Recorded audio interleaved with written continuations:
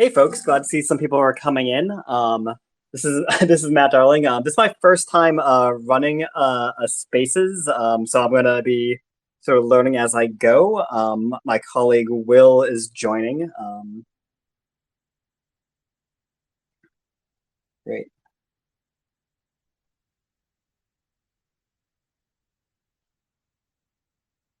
Let's see. I know I need to give some invites out.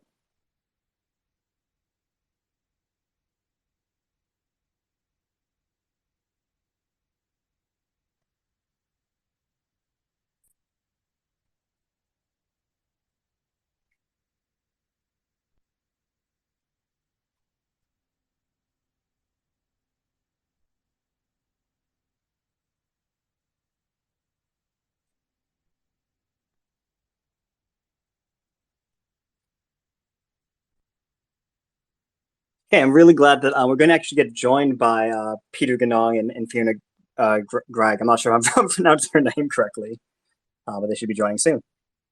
Will, can you test your mic and see that everything's working? Do you hear me all right? I can, yeah. Do I sound all right too? You sound great. Just Fantastic. a lovely voice. I will never beat Jeremiah Johnson at the Neoliberal podcast. He has like the most like mellifluous voice for podcasting, and it's always a little disappointing when I hear anyone else talk.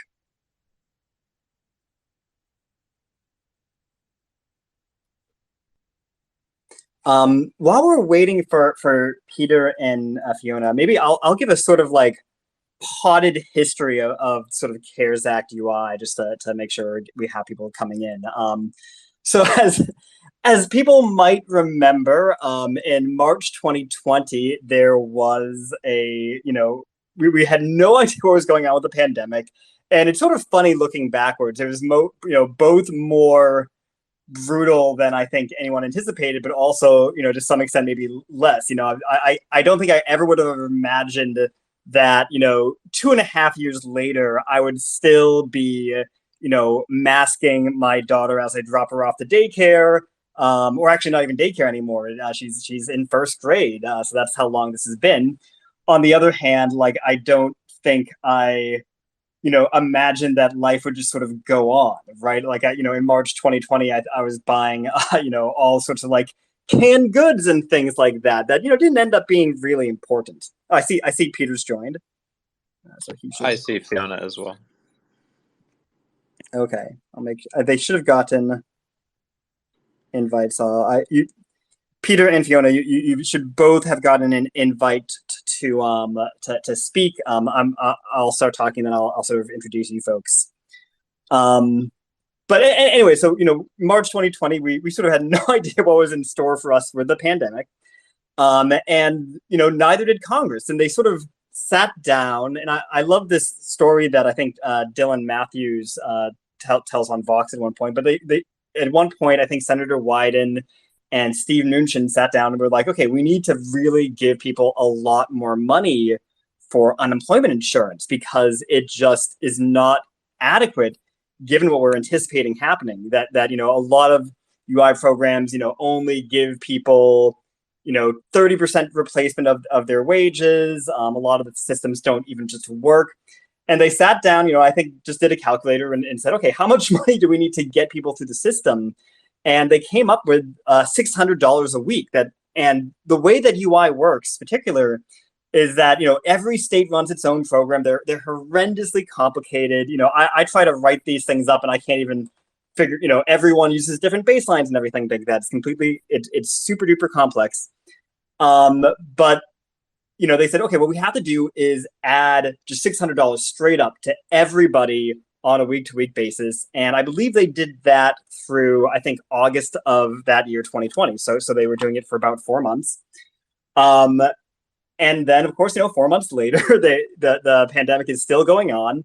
That expires, and Trump goes and says, well, we're going to do, figure this out with executive authority. We're going to use FEMA money, and we're going to add $300 a month. And states can sort of sign up for that. Some states did it, some states didn't. Joe Biden becomes president in 2021. He passes the American Rescue Plan that brings the $300 back officially as legislation. And that expired a year ago today on September 6, 2021. And, one of the things I've been sort of surprised at, and just how much that UI sort of thing got dropped from the sort of discourse in a lot of ways, that we don't talk about it as much. We don't think about it, but like it's something that was just such a huge change in policy making. And people were really, really worried at the time that this was just going to completely sort of like destroy people's will to work ever again. That people just stop working, never do it. And it's fascinating to me that we didn't really see that. So I'm going to introduce two of the sort of co-speakers. So Peter Ganong and Fiona Greig, who I think are still trying to figure out how to log on for a bit. But they've done some great research. And I was going to sort of have you guys start talking about some of the research you did that looked at the difference between blue states, or not necessarily blue states and red states, but the states that canceled their UI programs over last summer and the effects that you saw there. And then we can maybe talk about some of the other papers you guys have done on how we see things with the marginal propensity to consume. And I know, Peter, you've done some thinking about automatic transfers. So I'm gonna get into my DMs and make sure you guys can join in and see if I can make sure that works. I can hop in for the moment. So some of the additional things that were pretty fascinating with the UI bump early in the pandemic by the government was, not only did they replace $600, or at least added $600 to everyone's weekly benefits, but they initially tried to, sorry, one second. They initially tried to replace a percentage of everyone's wages, and then they decided there just was not the administrative capacity to handle that state by state. So they went with that flat sum. And what you ended up seeing, and what I think Peter and Fiona can go into, is that a lot of it, I think the majority of unemployment benefit recipients actually were having all or more of their wages replaced, which is a massive departure from how the programs function normally. Usually there's a huge struggle to actually afford your normal day-to-day basic necessities, and that is assuming you even qualify. It's very hard to do so in many cases, and so to actually reach a point where gig workers were actually able to qualify in a pretty straightforward way. The fact that there was extensions being added so that people were not necessarily worried about getting thrown off when they had not actually found a job yet. It was really a pretty big departure from just the normal function. But I'm very excited to listen to Peter and Fiona break down the analysis or analyses that they've done. So I think Peter and Fiona might have been logged on via the computers. That's always how I listen to Spaces. I know I sort of, because I'm a all tab from on my work computer person, and I think Spaces makes you log on via your phone. So I think they're going to switch what mechanisms they're using, and then should be able to get the access.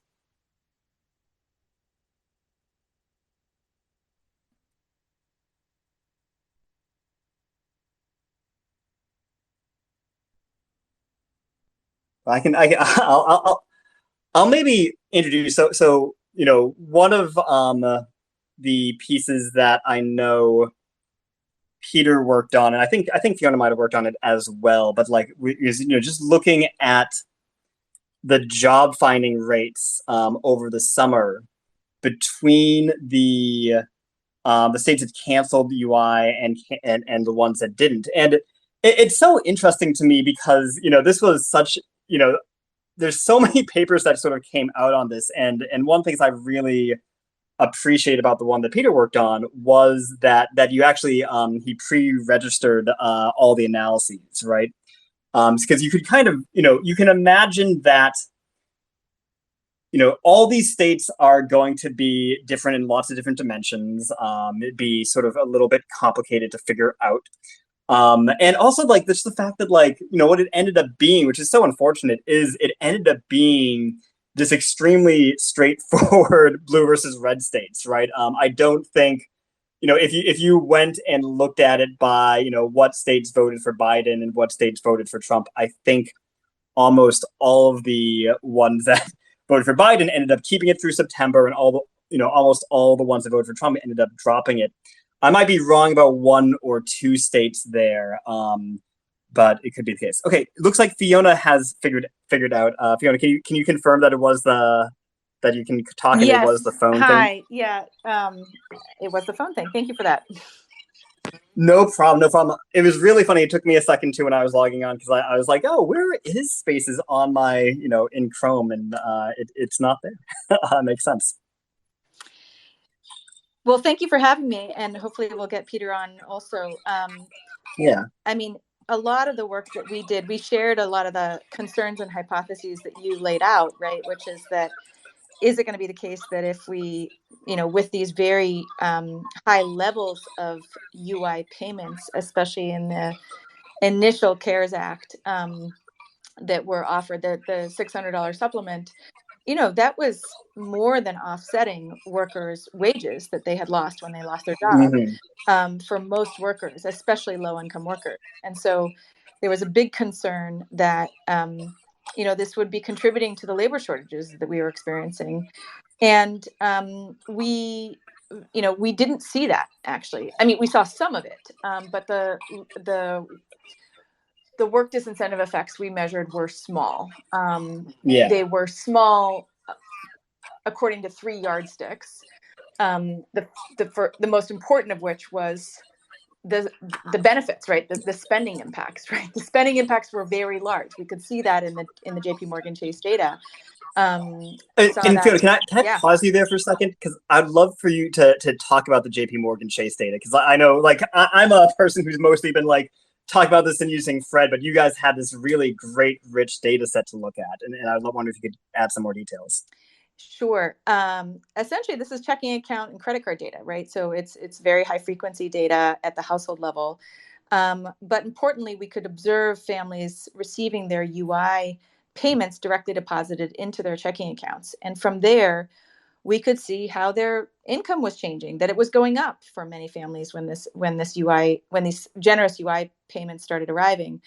And also that their spending went up when these UI payments started arriving. So, it's a high frequency data set that you can see by the day to the day, and on an ongoing basis over time for families who are receiving UI directly deposited. And the other thing I'll add to that too is it's a huge data set, right? Like I think it was like 40 million households. Is that right? Yeah, I mean, the overall universe of checking accounts is on the order of magnitude of what you described. But, when we pare down to samples of workers who are receiving UI payments, okay, right. Still, 1 million people or so. So lots of people, very big. And the benefit of that, I think, really relative to some of the federal data sets is that you have much more confidence in the results, right? Because the confidence intervals are so much smaller on the results than if you're working with survey data. No, I did a randomized trial once where I had the same sort of access to data, but I had it for like 1,000 people, and it was sort of like, oh, if, one person more in the treatment group or the control group buys a house, like that changes everything, like immediately, right? Because that's just such a huge payment. But obviously with a million plus folks, you have a lot more to go on.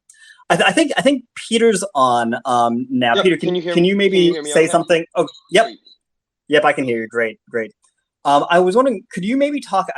I was mentioning the pre-registration process, and I was wondering if you could maybe talk about sort of how you guys approach that, because I think that was just such a big strength of your paper. Sure. Well, thanks I've never done Spaces before. Yeah, it's a learning experience for all of us. I'm sure I'm going to do some things wrong, but I appreciate the opportunity regardless. Okay, this was in many co-authorships, like with Fiona and I, it's often hard to figure out like where one person started the sentence and the other person ended. But in this case, like it's very easy to do clear co-author attribution.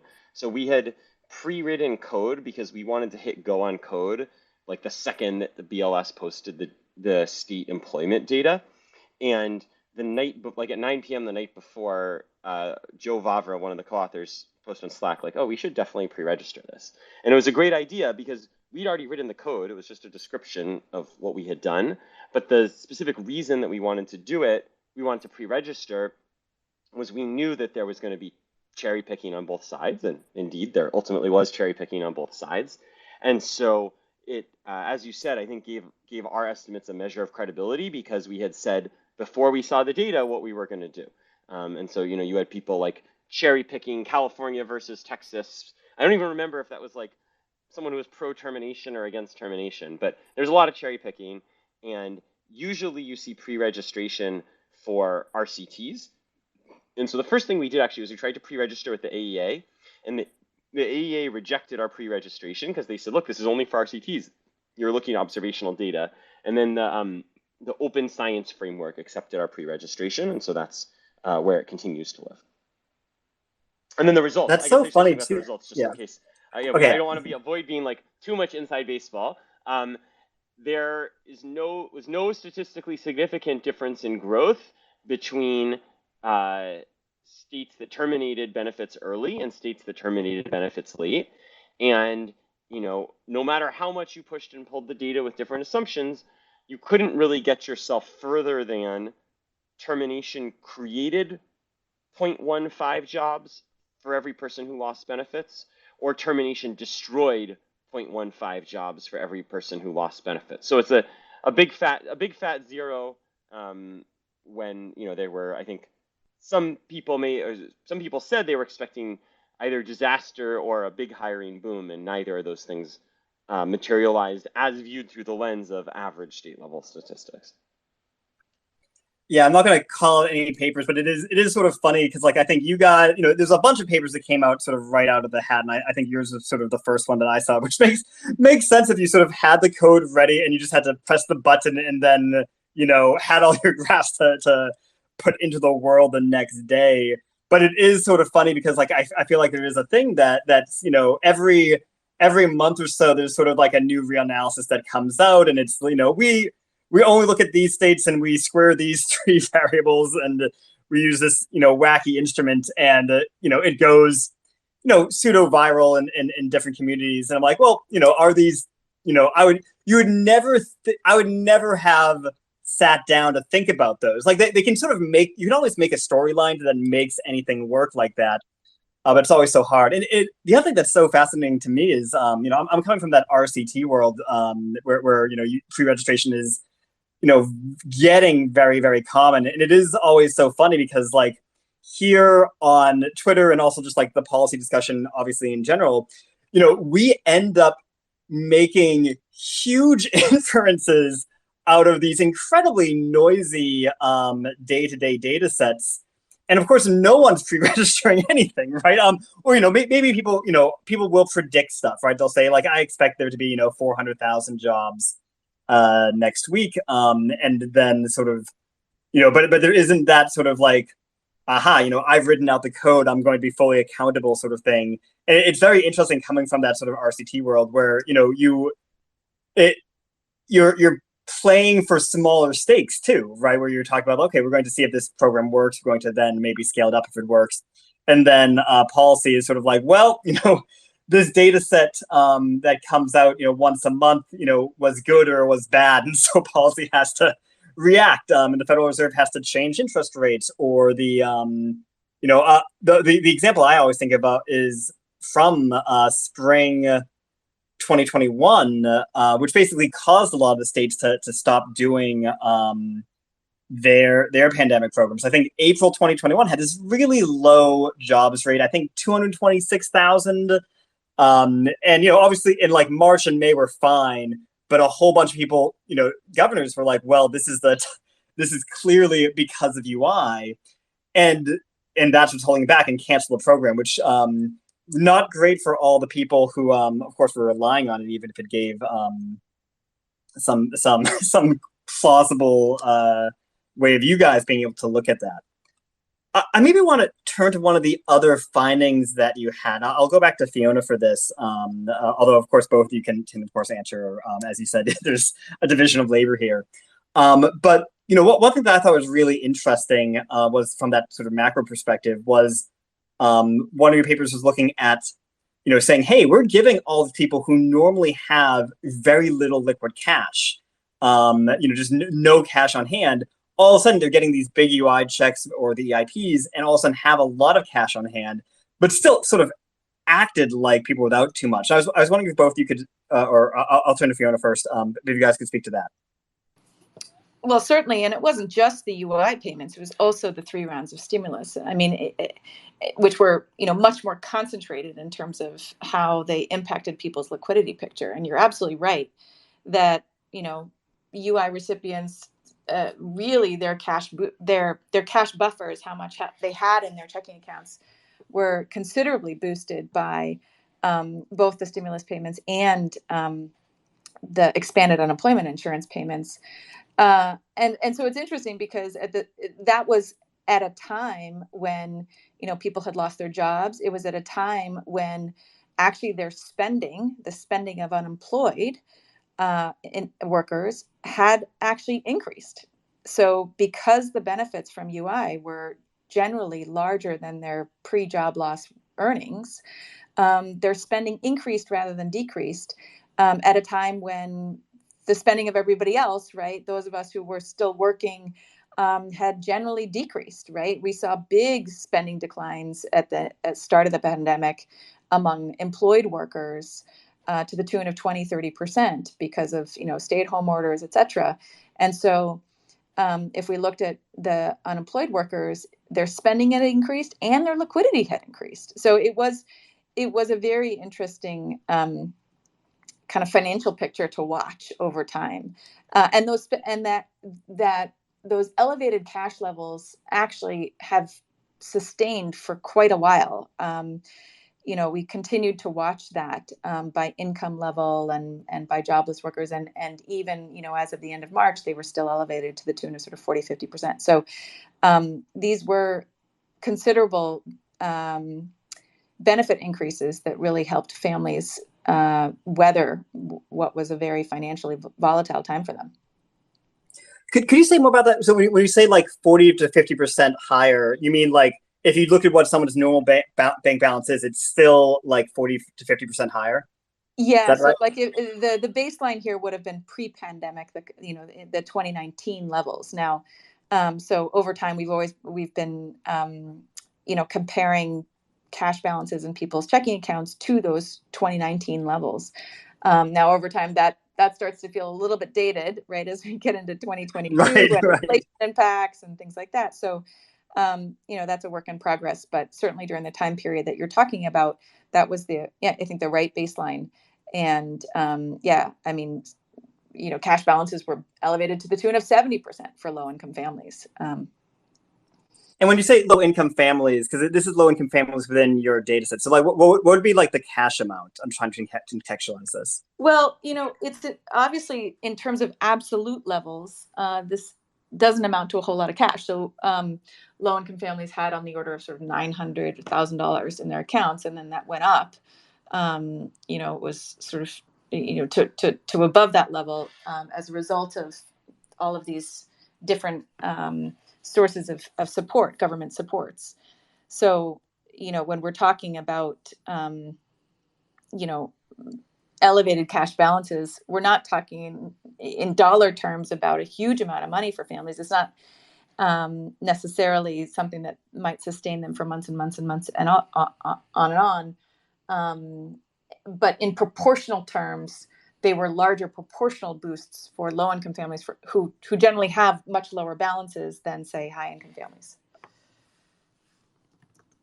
Right. Yeah.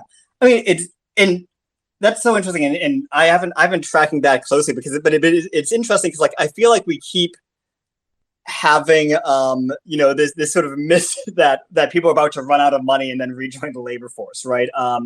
and I can think of, I know Mark Zandi was talking about that December of last year, where he's like, hey, we're like, he's got a slightly different data set, and he was saying, okay, we're anticipating that, the pandemic payments will have, basically gone away in January, and then we'll see a bunch of labor inflows. And I think there's a Wall Street Journal article or op-ed, even just like last week, that was sort of the same thing, saying, hey, we're still, trying to do this, and we're, the job market still is seeing some sort of slackening because of that.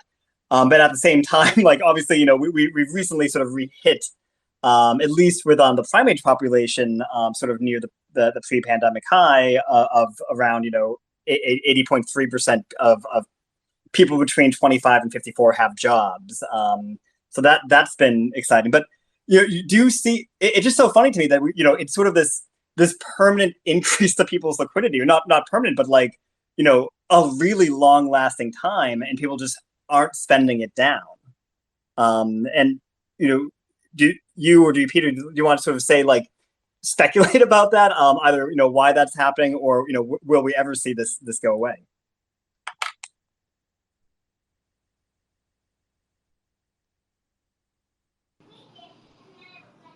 I thought, Peter, you were going to jump in.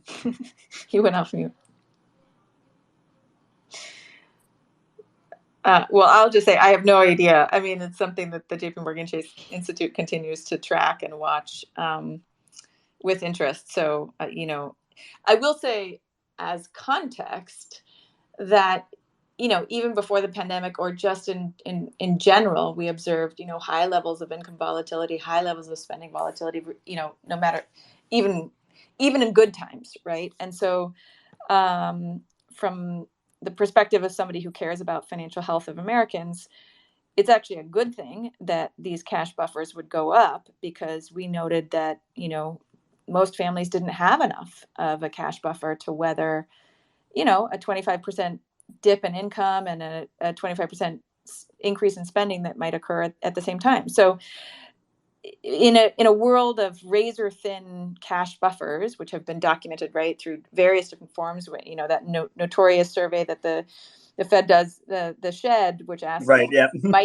how would you cover a $400 expense, and an extraordinary number of people say, I'd have to beg, borrow, and steal. I couldn't cover it.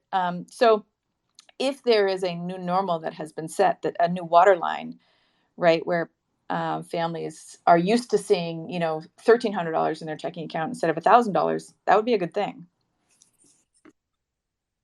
Yeah, absolutely. And yeah, no, and it's always sort of funny. I always am quoting that Shed one, because people always be like, so where, and you're like, actually, like, this is at an all-time high. It's, I can never remember what the exact numbers are, but like that thing where it's like, oh, how many people could cover that $400 surprise expense? And people be like very upset that it's, I think 40%, something around that. But they're like, 40% is actually as good as it's ever been. That normally it's, 30% or 25%. And so, obviously we want that to get, much, much higher. We want, people to be able to deal with these sorts of, like, well, I'd say, like, normal shocks of life, right? Just, like, I think the comparison I always think is like, that's how much, a minor repair to your car costs, just not necessarily like the car doesn't work ever again, but it is something where it's like, okay, you need to get, it fixed so you don't get into an accident later. So getting those things is really important.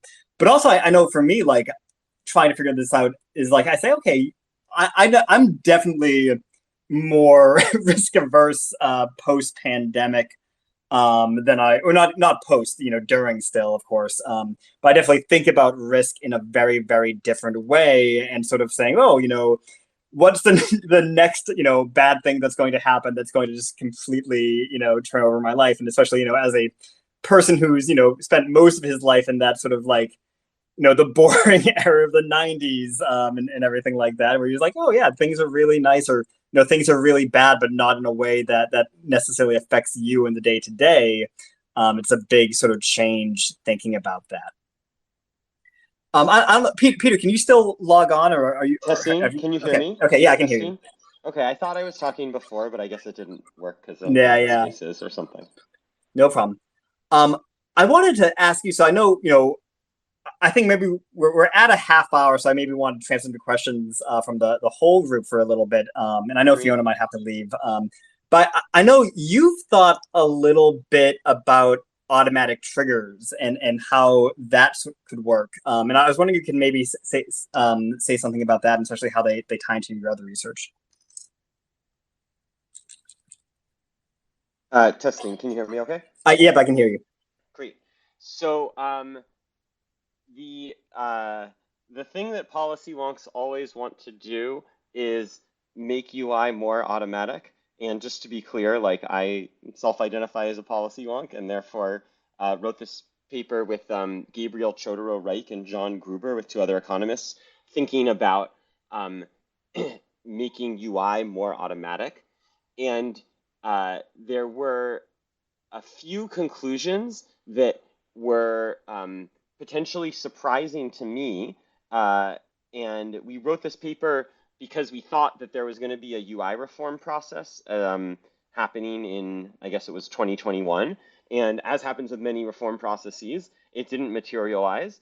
However, the way that any reform process happens is, political will emerges out of nowhere, and then you just run to the shelf and grab the most recent studies from the last time when there was a process that didn't work out. And so, I am totally happy to, have put this on the shelf for whenever there's interest, which I'm sure will come up again soon.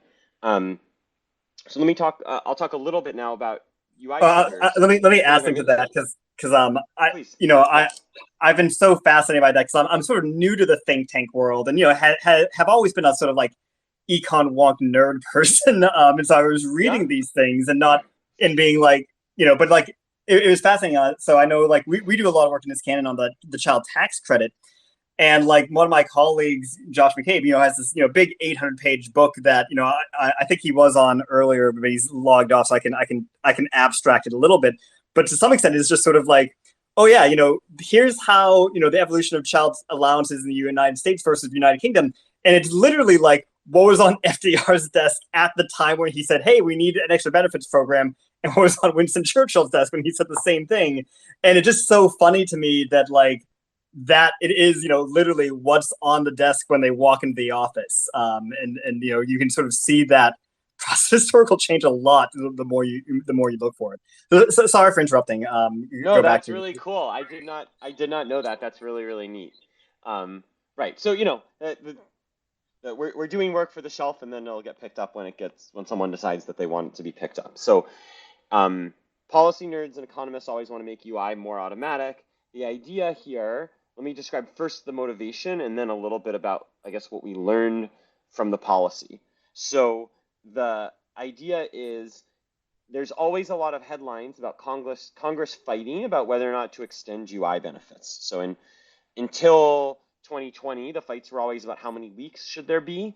I think next time around, there will also be a fight about how big should the supplement be, as there was this time. And then there will also be a fight about sort of something to expand eligibility because UI right now is Swiss cheese, meaning lots of people who lose their jobs are not eligible for UI. But there's always the thing of, well, why is Congress fighting? Why don't we just make up a rule that will make things automatic?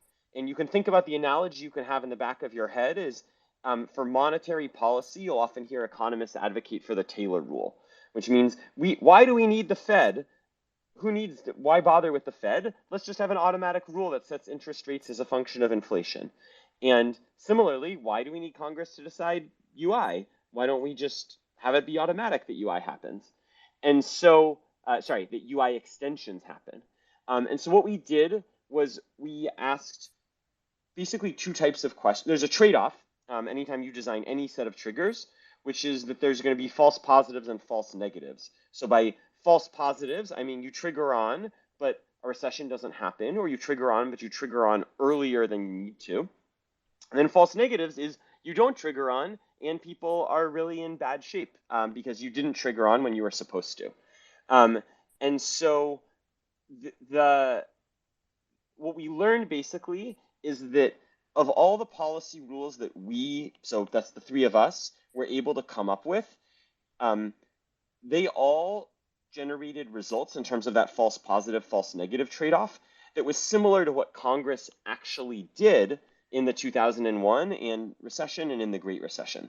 So that is to say that the typical argument for automatic triggers is framed as the automatic triggers will do better than, why would you let Congress do this when you could have a bunch of technocrats do it? And that argument, it turns out, doesn't hold water. Congress ex post did just as well as the technocrats, who, by the way, like, we have the benefit of hindsight. So, maybe Congress even did a little bit better at this trade-off sort of between false positives and false negatives. Now, the flip side, sorry, do you want to jump in, Matt?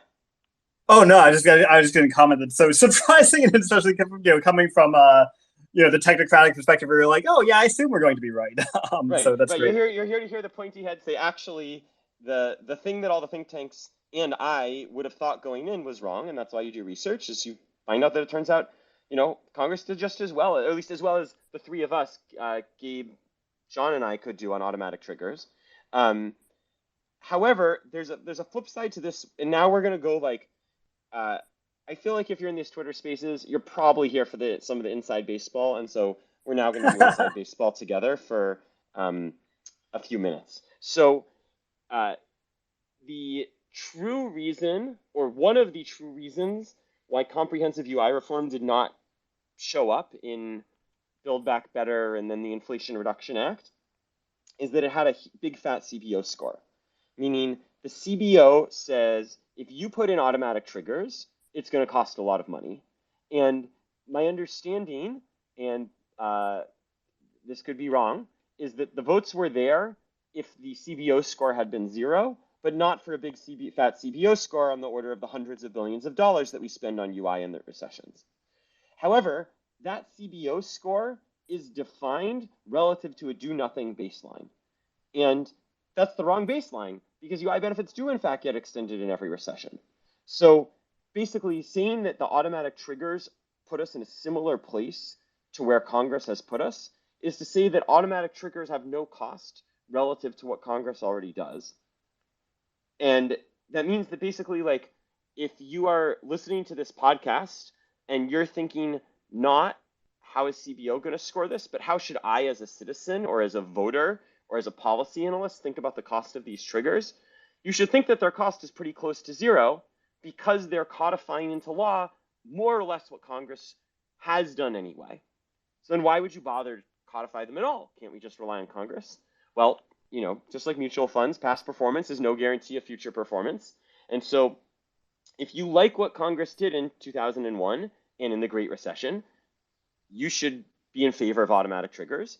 If you don't, and you don't like what Congress did in 2001 and the Great Recession, then you should not be in favor of automatic triggers. I feel like I've talked a lot now, and so I'm going to cut myself off, but would welcome anyone to jump in on questions. No, that's fascinating, and it's great to I think that that sort of inside baseball is sort of always fascinating to hear. Yeah, I do want to sort of open it up for questions. So I know Jody Shen has asked on Twitter. He doesn't want to speak, but he asked sort of like.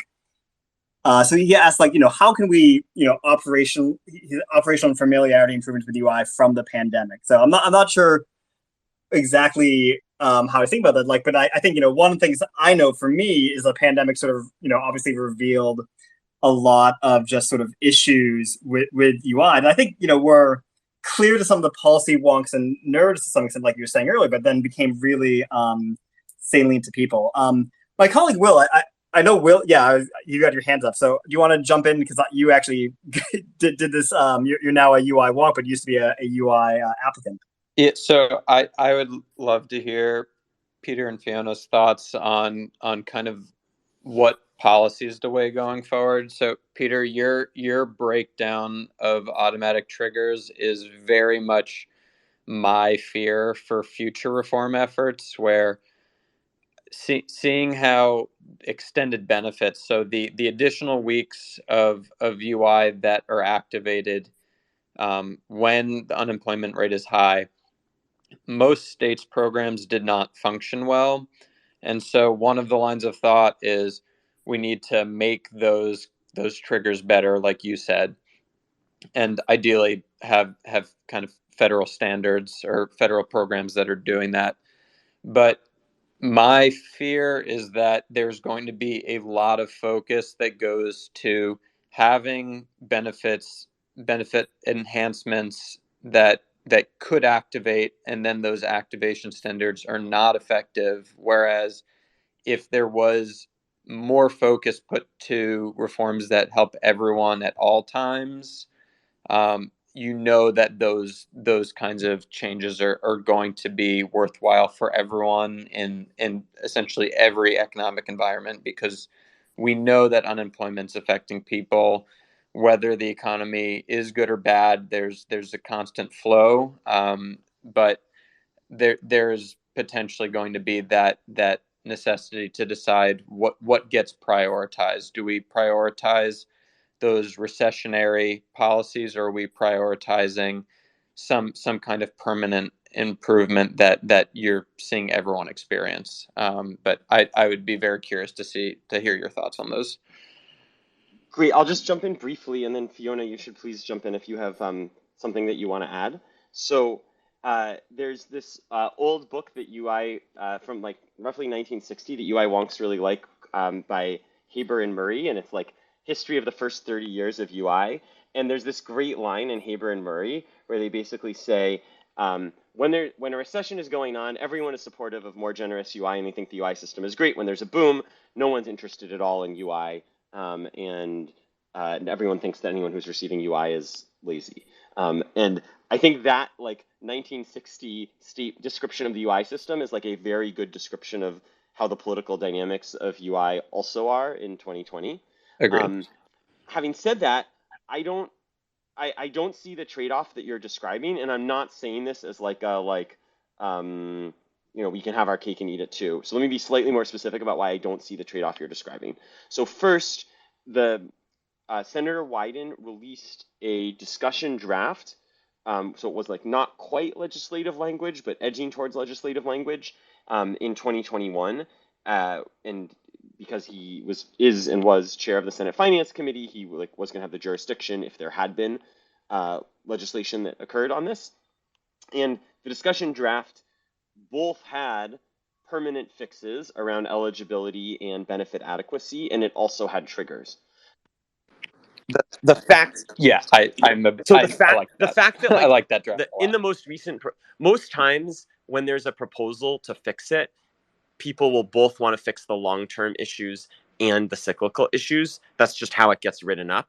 And then the only time that the question is then, when do we find the will to fix it? Because in the heat of the moment, you're focused on firefighting, and then the fire's out, and then everyone says, oh, well, I guess we have no need for firefighters anymore. Let's just defund the firefighting department again. And now I'm getting like really cynical, but I'll stop there. Just one other thought. I mean, on the long term and sort of evergreen policy versus the firefighting policy is that, what matters for policy is not just the economics of it, but also the plumbing. And what we learned, I think, the hard way during the pandemic was that, we were building whole new pipes that didn't exist, right? We were trying to calculate individual level benefit levels or replacement levels. That didn't work. That's why we had to do a flat supplement. We were trying to expand eligibility and had to throw out, verification out the window because we had no means of sort of doing that. Extending benefit durations operates in the same pipes as we already had. But some of the key innovations that we explored during the pandemic, where we were increasing benefit levels and expanding eligibility, those were entire new pipes that had to be built. And so in some sense, if that's going to be part of the future recession response, or even an evergreen response, right? If we think on a permanent basis, we should be expanding eligibility. It's important so that when the storm hits, right, when the recession hits, we're at the ready. We are not trying to learn how to build new pipes at a time when we really need to be pushing, money and benefits through those pipes. Great. I'm going to give the mic to Jody, who I had a question. I think I had garbled it earlier.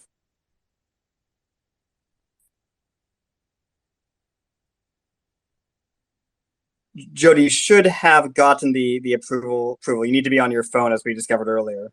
I don't know if it is working. Okay, it looks like you got it.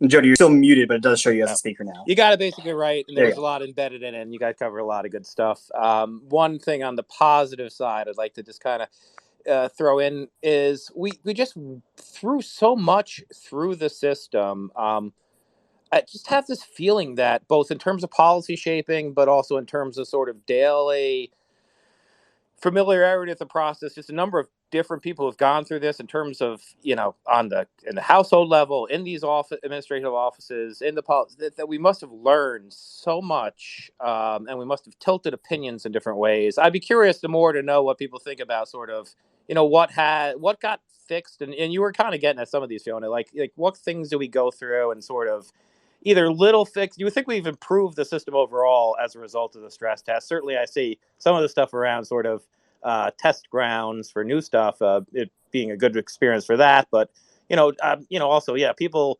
generally only think about unemployment insurance when it's something they go through. But we've had so many people go through it. I wonder what that means for sort of the policy environment too. I mean, just the sheer numbers of individual households who have done it. So that's my big question is, what are the positives we were kind of walking away here in terms of, we went through all this. What are the good stuff we might say? Just sort of, kind of working from the ground up.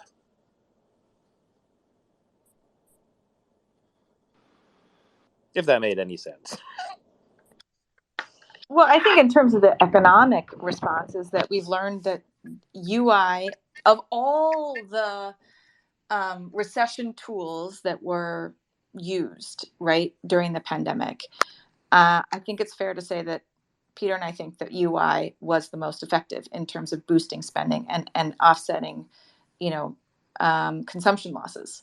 And that's actually a huge lesson. And that's a comparison exercise comparing, UI, thinking about it in the context of the rest of the CARES Act, right? Stimulus, PPP, et cetera. And so I agree with you. I think there was a lot of good news in terms of how effective UI was and all of its the three huge expansions, the increase in eligibility, the increase in levels, the increase in duration.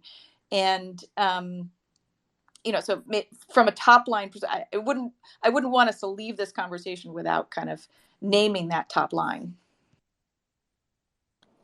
Well, one thing I want to add to Jody's question is and this sort of goes to Peter's point earlier, we really thought there was going to be a big UI reform bill, and it couldn't get past CBO as the main challenge, I guess. But there's so much evidence that going through the experience of seeing how bad a lot of these social insurance programs operate, can often help build that sort of political will to change them. And so it really felt like we should have had something, because we never had 40 million people be using these systems before, and then we did. And I don't know. Obviously, that didn't have the effects that we might have expected in the short term. But I do think that a lot of people went through this, and it's a lot easier to go and explain hey, we want the UI system to work a lot better. Because everyone will, if they hadn't gone through it themselves, they'll have a cousin or a brother or a friend who has. Yeah. One other success I would name that, in addition to worrying about the work disincentive effects, there was a lot of concern around overpayments and fraud.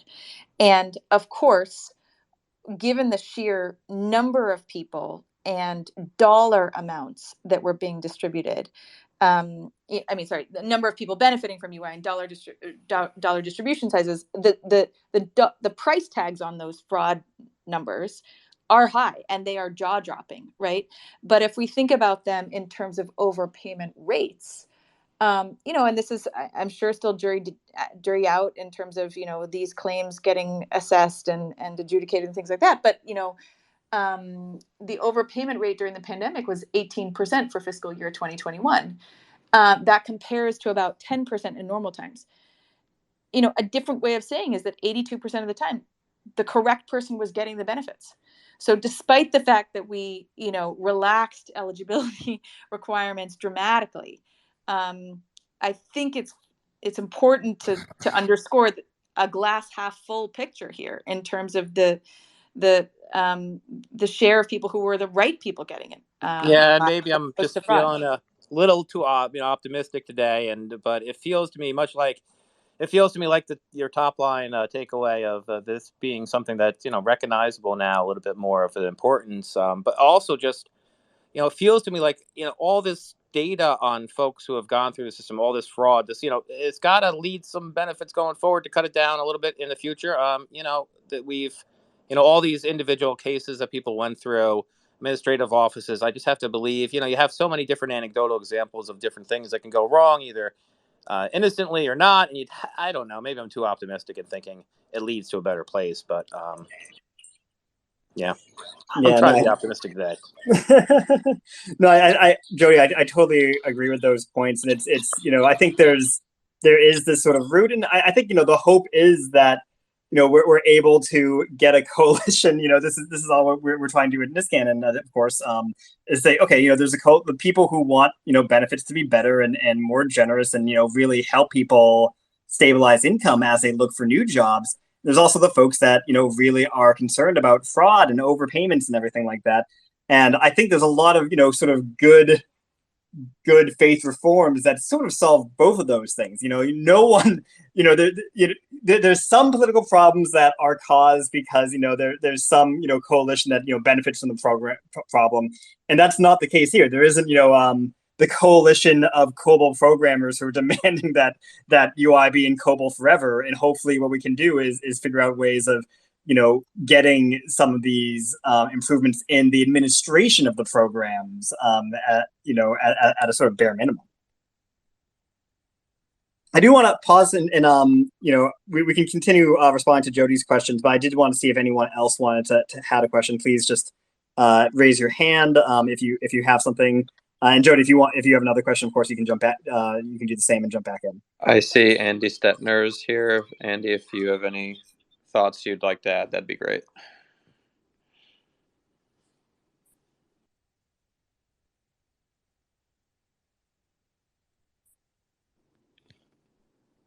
What I would add, oh, there we go.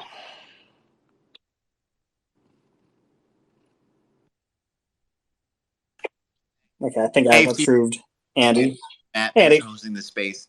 I guess it's a comment and a question, maybe in the form of a question for Fiona and Peter. What do we know about these workers whose benefits were exhausted? What have we learned? Have they been able to get back to work, and who's not there?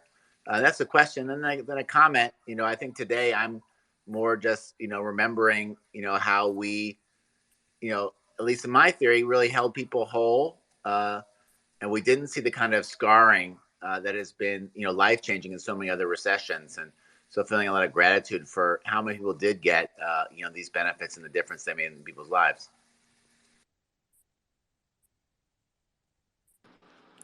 I'm eagerly awaiting to read that paper, and I have not seen it. And I think it'll be really important when it is written. But in terms of like follow up for people who, A, got a lot of benefits, but then, B, saw benefits cut off potentially earlier than planned. I'll add to that, one thing is that I'm always fascinated by this, and I don't know the international data as well, but to really look into it. But if you look at the experience of, what the labor systems look like in the United States versus other countries, UK, Canada, obviously the most, easy to make examples. But they saw faster employment recoveries, and I think largely because they had sort of more PPP-like systems, right? Which sort of said, okay, we're going to keep people in your old jobs. We're going to pay your payroll through the federal government. Everything's going to sort of, go normally. And so they saw much smaller, decrease in employment. They went down, 5%, or up, unemployment went up 5% as opposed to unemployment went up like 30, 40% in the United States. But also, and this is, a little bit hard to see, it doesn't look as much as they've been having this sort of huge sectoral shifts that we've been seeing in terms of just, people quitting their old jobs, finding new jobs that pay more, have better benefits. And it's so hard, that narrative is hard enough to disentangle the United States in terms of being like, okay, is this, did wages go up once you account for inflation? Did they go up, on what percentage of previous wages? Did they go up, once you account for like the increased risk of just getting COVID or having someone yell at you because you're enforcing mask mandates? It's so hard to tell, but I definitely think there's indications that like the United States employment response has been different from other countries, and I think that like Peter's saying that that paper hasn't come out yet, but I'm hoping it does. Maybe next year, this year. Yeah, I guess just to add one fact. So Sam Hammond, in his paper Faster, Fairer Growth, he talks about the labor market spending differences between the U.S. and other countries. And to match what the OECD average is as a proportion of GDP, the U.S. would need to spend $100 billion more per year to reach that average. That's how much less spending we are actually putting forward to make sure that just normal transitions between jobs are made to be swifter and more efficient, and making sure that people are finding positions that are well suited for their skill set, and making sure that they're getting kind of the wages that they should be paid. And that is very much something where that there was less attention to that, I think, before the pandemic, but seeing kind of that the overall response and kind of the shortcomings of needing to put together programs right in the moment, it's definitely a place to look for more investment going forward. Great. We're almost at an hour. I do want to end at 6, so people can have dinner, or if you're in Central Time like Peter is, you can sort of end your workday. Is there maybe one more question, or I can leave with some concluding thoughts? I thought we were going to just do a 24-hour. Yeah. 24-hour live Twitter Spaces in protest until they announce a new UI reform aspect. Well, great. It was so great having people. Pete and Fiona, thank you so much for joining.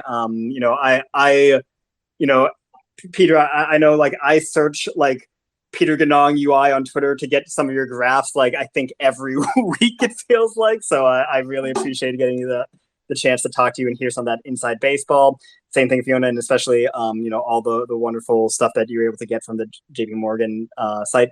I think this is so important, especially like right now where we're sort of like, is the Federal Reserve going to pull off the soft landing? I hope they do, of course, but it's also just like, all these problems with UI that were cataloged through still exist and still need improvements. But at the same time, like, I think what we saw in the pandemic UI system and what your research really contributed to is like, it worked absurdly well. I don't think that the people who were worried about UI labor scarring or anything like that were coming at it from bad faith, but it definitely shows that there's just a lot more flexibility and a lot more freedom to design really great programs otherwise. Anyway, so my plan is to I think Twitter is going to record this. Peter and Fiona, I'll share it with you guys before we post anything publicly, but I think this would be great to be able to share to the public. And then I know my colleague Tara's on. She wants to make sure that I plug the Niskanen Social Policy Center newsletter. I will link it on my Twitter feed right after this. I don't think I can say it out loud. It's a MailChimp thing. But yeah, and Peter and Fiona, I'll let you guys have the last word. Thanks for having me. I'm going to leave you with a number because this is you're clearly, if you stayed this long, you're here for the inside baseball. So Fiona was talking before about the extent to which, or the ways in which UI is more effective than other types of stimulus. And so in a recent paper, we did a horse race. We said, would it be better to give out untargeted stimulus, like what has been done in every recession since 2001, or to give out additional payments to unemployed households larger than the normal amount of money that they get for the regular UI system? And let's make the following absurd assumption that we don't intrinsically care at all about helping unemployed workers. We just care about managing aggregate demand. So this is I'm the Federal Reserve of 1990 or 2000. I don't have any of the distributional frameworks. I just care about managing aggregate demand. And what we found is that before paying out even a single dollar of untargeted stimulus, it would, in a normal recession, not a pandemic recession, make sense to pay about $2,000 in severance payments to unemployed households. And the idea is that these are households that really need the money, and that benefits those households, but it also has benefits to the broader economy. So the number I want to leave you with is a $2,000 severance payment. Thanks so much. Thank you, and thanks for everyone for participating. I'm going to end it now. Have a good night.